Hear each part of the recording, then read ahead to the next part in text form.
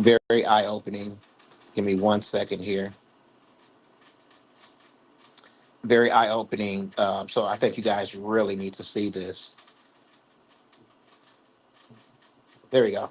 Okay, so I think you guys really need to see this. My name is Giant Johnny, and this is Giant Johnny Live. It talks about the climate. I don't know if you guys are. Uh, do you remember? If you're around my age or whatever, I'm sure you do remember. But for the longest time, conservative Republicans, MAGA, have been telling us that climate change isn't real. And then you go outside and you feel every single summer is very, very real. Every winter, every short winter, you can see that it's real. Every short spring, you can see that it's real. Because we don't really have two weathers anymore. Weather's pattern is winter and summer. Either it's really hot or it's really cold. So we got like two seasons anymore.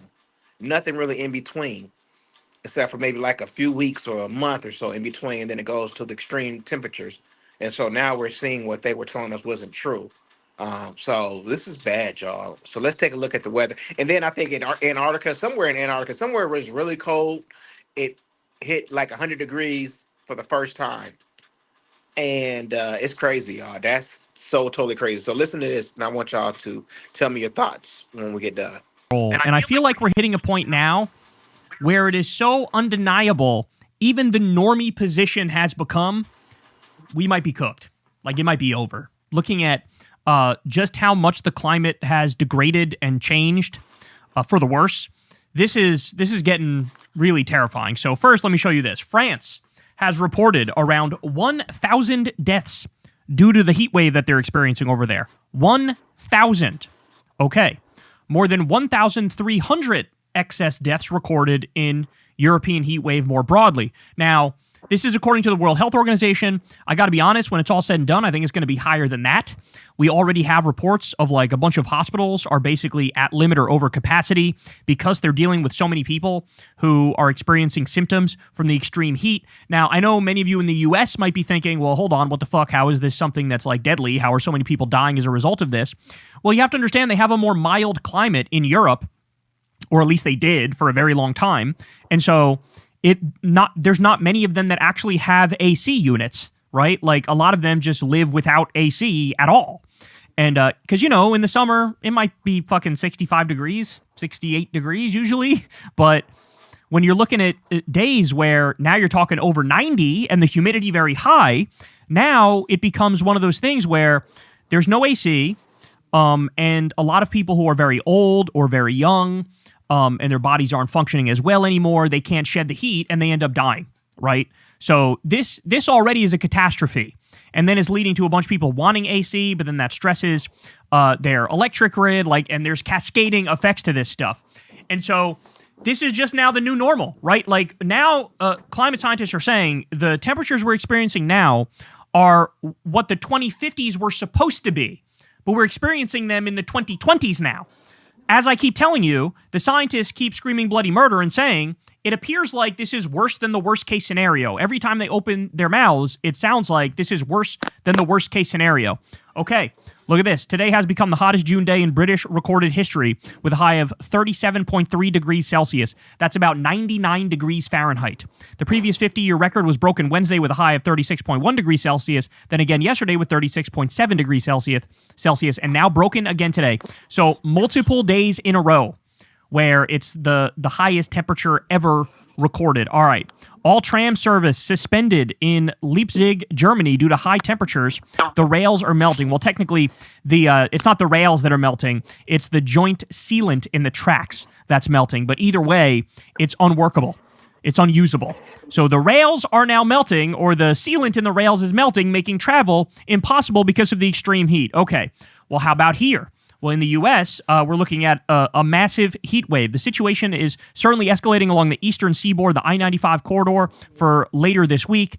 The NOAA is forecasting peak highs close to the hottest ever measured. All-time highs from New York City to Baltimore, to D.C., to Raleigh, etc., are in the 103 to 107 degree range. In many cases, the forecast is neck and neck. Add to it high humidity, and the feels like temps will be near 115 in spots. Take this seriously, folks. It will be dangerous. By the way, right where I am happens to be the worst in the entire country with a feels like of 113 degrees forecast for Washington, D.C., near all-time records. Okay, now at the same time, we're experiencing massive heat waves all over the place, right? Heat domes that are setting up and just like locking into place. People dying because of excess heat. The average temperature over time going up, up, up, up, up. There's a reason why scientists stopped referring to it as global warming and started referring to it as climate change. Because they know there's some low IQ people out there who don't realize that part and parcel with this is extremes on both ends of the spectrum at any given time. So at the same time, we have 113 degrees here, 99 degrees there, people dying, food growth being interrupted, right? A shortage of water, potential famine lurking, all that horrible stuff. At the exact same time, look at this. Summer snow near Jackson Hole, Wyoming. So at the same time we're dealing with that, look at this. This is happening in Wyoming. What the fuck, bro? This is some end of day shit. And that's not like a little snow. That's like, that shit is sticking. How the fuck is that shit sticking in the summer? You know, usually the road is going to be warm enough from the summer sun where like it's going to be above freezing. So when it lands, the snow will melt. The snow's not melting. The snow's not melting. All right, so that's Wyoming. How about this? Drivers navigating flooded streets in Green Bay, Wisconsin, after a storm brought hail and several inches of rain in a short time. Look at this. This looks like it's AI generated. It's not. This is actually real. Oh my God. This is not even a good idea. This I love the accent. This is not a good idea. This is like flash flooding. How are we even going to get home? Oh my God. This is insane. Look at them. They're flooded. This is insane.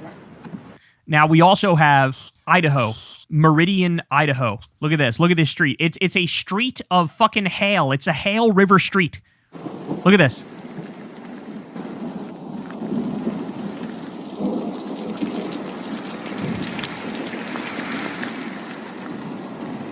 Now, there's also flooding going on in Spain right now. There's flooding in Spain. Here's Boise, Idaho. Yet again, it's like a glacial hail river street. Look at this.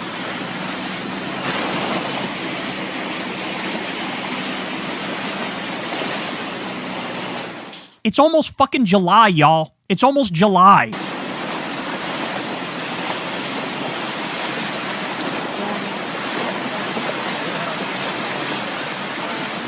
So what we're witnessing is exactly what was predicted, which is increased extremes on both ends of the spectrum. And it's happening all at once. As the average goes up, up, up, up, up, there's increased extremes on both ends of the spectrum.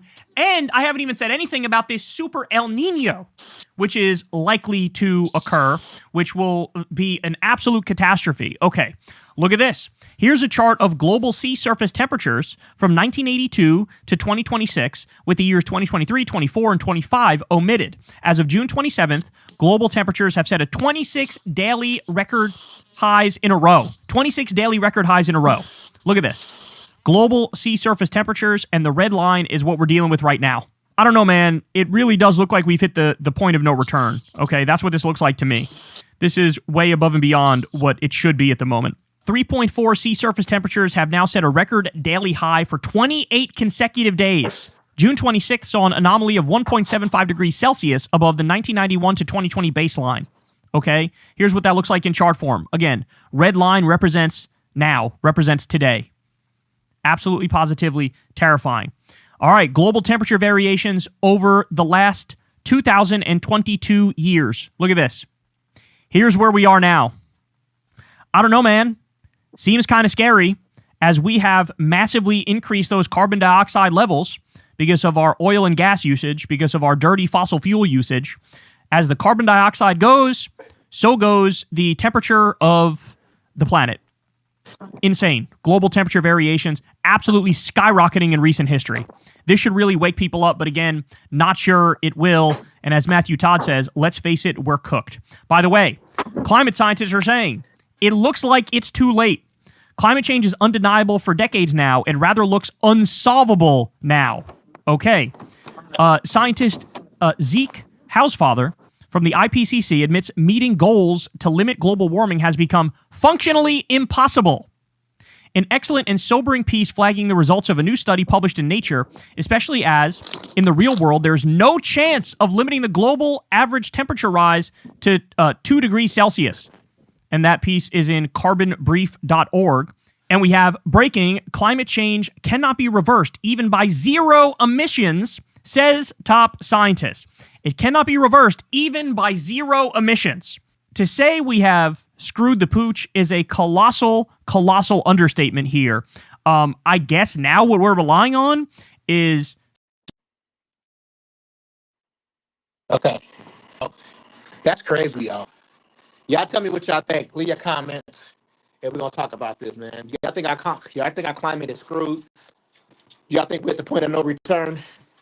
Let me know what y'all think. My name is Johnny. Thank you for watching.